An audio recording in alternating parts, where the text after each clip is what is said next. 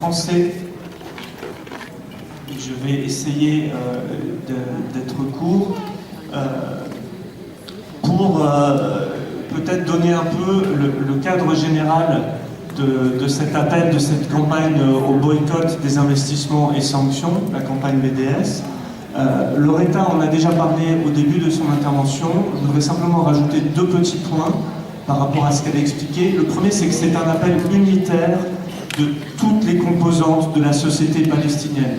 Les Palestiniens sous occupation à Jérusalem-Est, en Cisjordanie, à Gaza, les Palestiniens qui vivent à l'intérieur d'Israël en situation d'apartheid et les Palestiniens qui sont réfugiés à l'extérieur. Toutes les composantes de la société palestinienne appellent au boycott. Et dès le début de cet appel est pensé pour laisser une place et un rôle aux Israéliens de conscience, je parle des Juifs israéliens de conscience qui sont eux aussi intéressés à une transformation pour la paix et la justice. C'est pour cette raison-là que dans beaucoup d'endroits du monde, les citoyens, les militants ont décidé de se saisir de cet appel parce que cet appel, en réalité, cette campagne, ce qu'elle ouvre, c'est la possibilité pour nous de reprendre dans nos mains la situation directement. Oui, c'est vrai que, comme on l'a entendu juste avant moi, il y a des élus au Parlement qui sont excellents, qui défendent des positions qui sont nos positions très justes, mais c'est vrai aussi que dans nos institutions, on voit bien qu'ils perdent à chaque fois, malheureusement.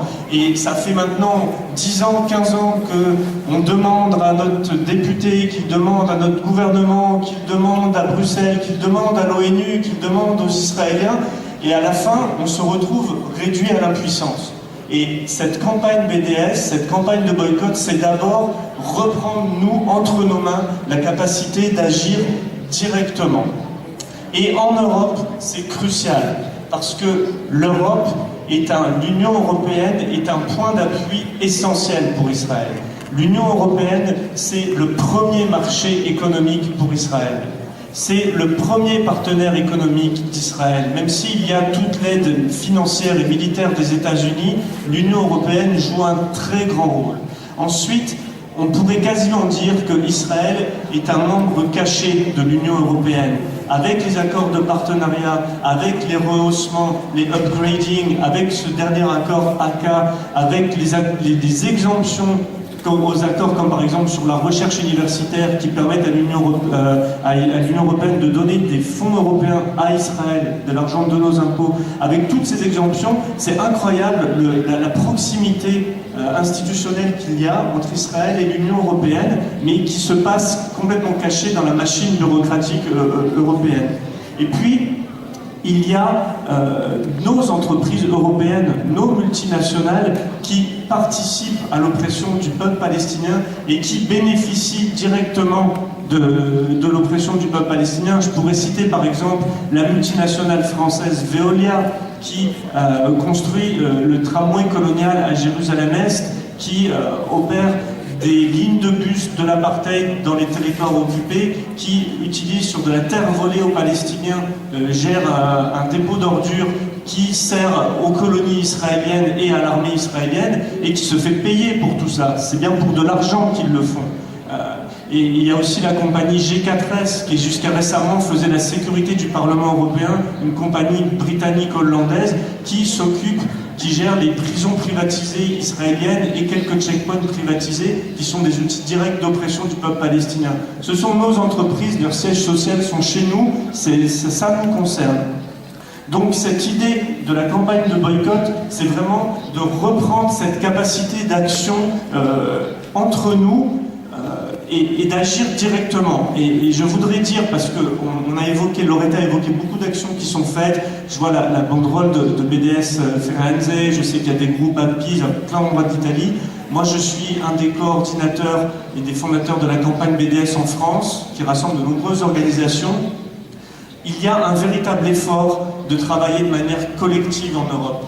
Parce qu'en Europe, malgré toutes les choses négatives que j'ai dites, il y a aussi une population extrêmement informée. On ne vit pas dans la propagande comme aux États-Unis, où pendant l'attaque plomb durci de Gaza, il y avait que deux populations au monde qui étaient avec Israël. C'était, quand on regardait les sondages, c'était la population israélienne et la population des États-Unis, parce qu'ils n'ont que des mensonges dans leurs médias. On est quand même beaucoup plus informés, on est beaucoup plus éduqués, et puis on a des mouvements de solidarité avec la Palestine qui sont très anciens, qui ont une forte expérience. On le voit encore ici, la quantité de gens qui sont dans la salle, les amis palestiniens à qui on a pu donner la parole, on comprend bien ce qui se passe. Donc il y a un vrai potentiel pour agir à un endroit qui est absolument stratégique.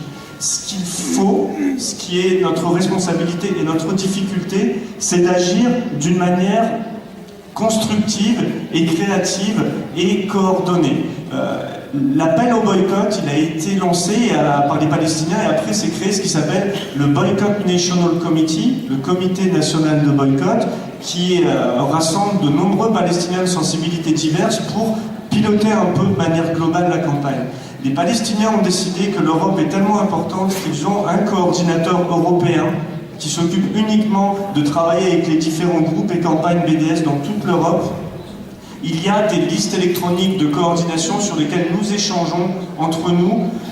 Je tiens à dire, c'est un point important, la campagne sur Agremsco est un bon exemple, parce que c'est une grande victoire européenne. Cette mobilisation se co-construit entre nous, militants européens qui voulons agir directement, et les Palestiniens. Nous échangeons entre partenaires de manière intellectuelle, politique, à égalité, pour construire ensemble les meilleures manières d'avancer. Je voudrais, le temps court, file très très vite, mais je voudrais quand même dire deux petits points pour prendre 2 petites minutes de plus. Le premier, c'est que oui, la campagne contre nos multinationales est très importante. Veolia perd de nombreux contrats en Europe depuis qu'on a commencé vraiment à s'organiser pour les contester. Oui, la campagne contre les produits, c'est aussi extrêmement important. Mais je pense que pour nous, qui nous reconnaissons réellement dans l'appel des Palestiniens, qui voulons mener une campagne BDS active et offensive, il faut aller au-delà de la question des produits. Il y a la question du boycott sportif, culturel, universitaire. Et ça parce que dans l'imaginaire israélien, les Israéliens se vivent comme des Européens. Et quand une action comme celle de Rome, où la troupe de propagande payée par l'ambassade israélienne de Beersheba fait un spectacle et qu'il est interrompu par les militants, ça, c'est répercuté dans les médias israéliens et ça connecte psychologiquement avec la population israélienne qui est maintenant complètement détachée et à l'abri de l'oppression que peuvent subir les Palestiniens. Quand des artistes annulent leurs concerts en Israël, et en plus quand parfois ils disent, comme certains particulièrement héroïques, qu'ils annulent parce qu'ils ne sont pas d'accord avec ce qui est fait aux Palestiniens, ça fait les gros titres des journaux, ça a un vrai impact, ça casse un peu cette bulle dans laquelle vivent les Israéliens. Parce que quand on veut s'engager dans la campagne de boycott, quand on veut agir directement, ce qu'on veut faire, c'est changer ce rapport de force. Agir directement pour le changer. Oui, on va continuer à demander à nos élus qui sympathisent, à nos gouvernements de prendre des positions différentes. Mais nous, on va agir différemment. On va agir directement. Je voudrais vous donner un exemple tout petit de cette vision fantasmée des Israéliens qu'ils sont des Européens. Il y a eu les Jeux Olympiques à Londres. Il y avait une délégation sportive palestinienne. Dans la catégorisation des Jeux Olympiques, elle faisait partie de toutes les délégations sportives d'Asie.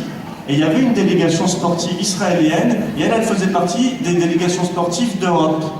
Et d'ailleurs, les équipes israéliennes de foot, de tennis, de basketball, elles participent aux compétitions européennes, comme si c'était des Européens. Alors, vous voyez le délire dans lequel on est, et ce genre d'action, comme par exemple il y a pu avoir à la Coupe Davis de tennis en Suède, ça a un impact sur la population. Maintenant, je termine sur cette idée très importante. On ne va pas se cacher quand même la face, parce qu'on est en Europe, on sait ce qui s'est passé pendant la Seconde Guerre mondiale. L'antisémitisme existe, et c'est trop facile, c'est trop difficile, c'était trop risqué de déraper on boycotte Israël à on boycotte les Juifs. Nous sommes tous contre ça, ça nous révulse cette idée, parce que nous sommes tous antiracistes, et autant nous condamnons le racisme contre les Palestiniens, autant bien sûr nous condamnons l'antisémitisme, le racisme contre les Juifs. Et il y a de nombreux juifs d'Europe, de différents pays, de France, de Grande-Bretagne, d'Italie, qui sont dans des groupes qui participent à la campagne de boycott. Et il y a même le boycott de l'intérieur, les juifs israéliens. Mais ceux-ci, Le fait que ces gens formidables soient tous ensemble avec nous dans cette campagne ne suffit pas à nous prémunir. Ce qui nous permet de nous prémunir, c'est de réfléchir ensemble. Et sur les questions difficiles, comme le boycott universitaire, le boycott culturel, le boycott sportif, où on veut viser des institutions et pas des personnes, il y a des lignes directrices du boycott qui ont été élaborées avec des Palestiniens, avec des Juifs israéliens, avec des internationaux. Au cours des années, on a fait des erreurs, hein, je vous le dis honnêtement, en 2004, 2005, 2006, on avait des choses pas encore très claires, on s'est amélioré depuis, et le fait d'être en coordonné au niveau européen nous permet de réfléchir ensemble, de travailler ensemble et de faire, c'est mon dernier mot, que par exemple, la compagnie de Beersheba, elle fait un spectacle à Londres, et il y a une intervention, et il y a une mobilisation, et elle fait un spectacle à Rome, et il y a une intervention, et il y a une mobilisation, et ces mobilisations, elles sont coordonnées, ces mobilisations, c'est du boycott, et ces mobilisations, politiquement, elles sont propres, on se reconnaît dedans, et s'il y a ici les activistes qui étaient à l'action de Rome, je les félicite, j'ai vu les comptes rendus, c'était merveilleux, et c'est cette manière de travailler qui nous demande de réfléchir, qui nous demande de faire l'effort de se concentrer sur des visées stratégiques et ensuite de réfléchir. C'est cette manière de travailler qui change le rapport de force, parce que Loretta a parlé de Brand Israël, la campagne sur la marque Israël. Il ne faut pas oublier que ça, c'est une réaction des Israéliens à ce que nous faisons du gouvernement israélien. La campagne de boycott, elle marque des points chaque jour, chaque mois, parce qu'elle offre une ligne stratégique de fond, mais, et c'est mon vrai dernier mot, il ne faut pas l'opposer aux autres actions. Faire la flottille, pour Gaza, faire le soutien à la résistance non violente, faire des interpellations auprès de nos élus, de nos gouvernements, tout ça va dans le même sens avec la campagne de boycott. Ce que nous offre la campagne BDS, c'est un point de vue qui réunifie tous les Palestiniens sous occupation, sous apartheid, réfugiés à l'extérieur, et les Juifs israéliens de conscience, et tous les militants qui peuvent agir pour que nous agissions directement, sans passer par des intermédiaires. C'est ça l'ambition, et c'est ça le challenge, le défi que nous devons avoir en tête quand nous voulons nous mobiliser collectivement dans le cadre de la campagne BDS. Voilà, merci beaucoup.